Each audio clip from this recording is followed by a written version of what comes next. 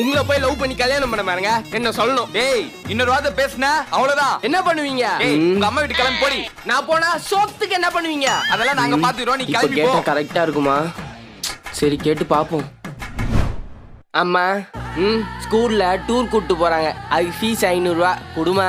டூர்லாம் ஒண்ணும் போத்த அவள போ. டேய் ஹரிஷே இங்க வா. அப்பா இந்தா நீ டூருக்கு போயிட்டு வாடா. தேங்க்ஸ்ப்பா. ரிப்போர்ட் கார்டு அப்பா கிட்டே போவோம். அப்பா இந்த ரிப்போர்ட் கார்டுல மட்டும் சைன் போட்டு கொடுங்கப்பா. 4 சப்ஜெக்ட் ஃபெயிலா, சைன்லாம் போட முடியாது போ. ஹரிஷே இங்க வா. இந்த வரமா. இந்தாம்மா, நெக்ஸ்ட் டைம் பாஸ் ஆகணும் சரியா?